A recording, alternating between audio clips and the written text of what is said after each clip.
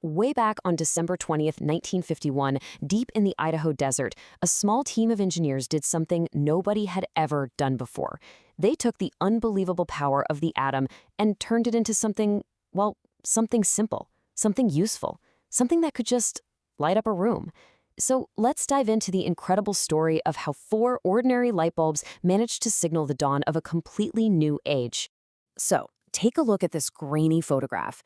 It might not look like much, but it captures one of the most important moments in human history. It answered a huge question.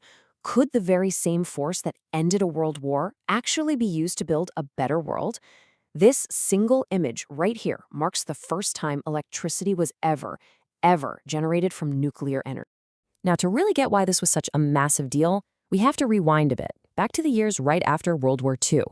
The entire world was living in the shadow of the atomic bomb, but at the same time, there was this incredible sense of optimism, this dream of turning all that destructive power towards peace and progress.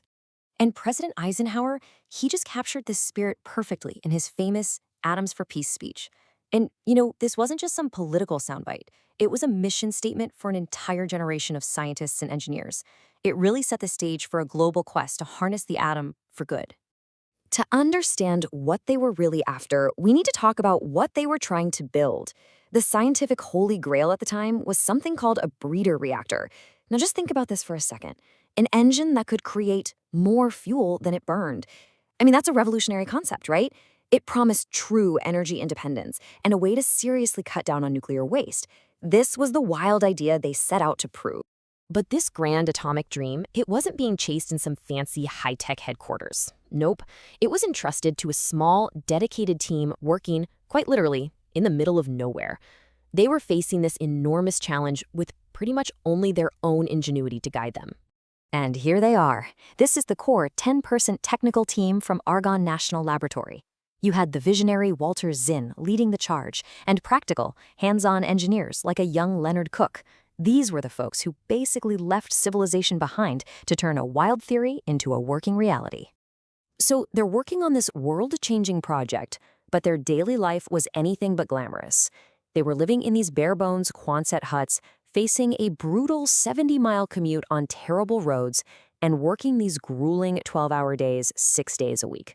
It was just, they had a job to do, and this was what it took to get it done. And this is the machine they built, the Experimental Breeder Reactor I, or EBRI for short. You can see its really compact core where all the fission happens, and it's surrounded by what they called a breeding blanket of natural uranium.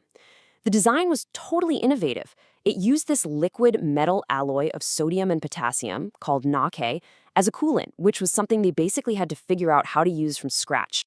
So all that work, all that sacrifice out in the desert, it was all leading to one specific moment. The moment they would flip a switch and find out if their creation could actually do what no machine had ever done before. This, right here, was the moment the atomic age officially became the nuclear power age. But the story has this little twist that most people don't know about. Their first try, back in the late summer of '51, it actually failed. They had the whole reactor put together, but when they tried to start it up, it just wouldn't go critical. And the reason? It's almost funny. They just didn't have enough fuel. They had to go back to the Defense Department and somehow convince them to give them more. A few months later, with that new fuel installed, they tried again. On December 20th, 1951, they flipped the switch and those 4 bulbs, they lit up. And the handwritten logbook entry for 1:23 p.m. just says it all with this incredible classic understatement. Electricity flows from atomic energy. That's it. So how did this team celebrate their historic, world-changing achievement? No champagne, no big ceremony, nothing like that. It was actually an afterthought. One of them suggested they should at least make some kind of record of it. So they grabbed some chalk and just signed their names on the concrete wall of the reactor building. And Leonard Koch's own words just capture the spirit of that moment perfectly. He said, "We didn't celebrate, we just put our names on the wall." It really shows you how focused they were. For them, this was what was supposed to happen. It was just another day at work, a day where they proved that nuclear power was actually possible. But here's the thing. As historic as lighting those bulbs was, it wasn't really the team's main goal. That incredible public demonstration, it was really just a side quest. The real breakthrough was still to come. So let's break it down. The 1951 event was this powerful public demo, right? It proved to the world that nuclear power was viable. But the team's true quest, their number one scientific mission, was finally completed in 1953. That's when they confirmed that EBRI had actually produced more new fuel than it had used up. They had proven the breeder concept. That was the real prize. And the legacy of this work is just staggering. Decades later, in 1986, scientists tested EBRI's successor, EBR-2, with this absolutely remarkable experiment. Get this, they ran it at full power. They disabled the emergency shutdown systems, and then they cut all power to the cooling pumps, a scenario that's even worse than what happened at Fukushima. And the result? The reactor, guided only by the laws of physics, just safely shut itself down. No human intervention needed. Incredible. So the US had pioneered this incredible path towards safe, sustainable nuclear energy. But the next chapter in this story is, well, it's a bit of a sad one. It explains how all this hard-won leadership was systematically undone, not because the science failed, but because of policy choices. You can really trace this decline to three big policy decisions. In 1977, President Carter put a stop to commercial reprocessing of spent fuel.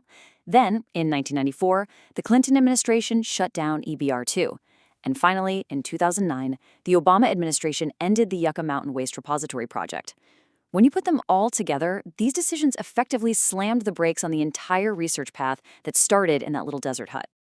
The direct result of these policies was huge. After they shut down EBR-2, the United States was left with no domestic source of fast neutrons, the very tool you need to test and develop advanced reactors.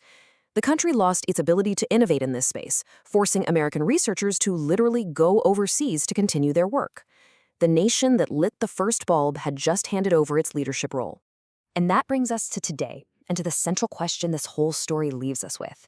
The United States once led the entire world in harnessing the atom for peace. It solved these immense scientific and engineering challenges. So the question now is, after decades of policy choices that dismantle that leadership, can it ever be reclaimed?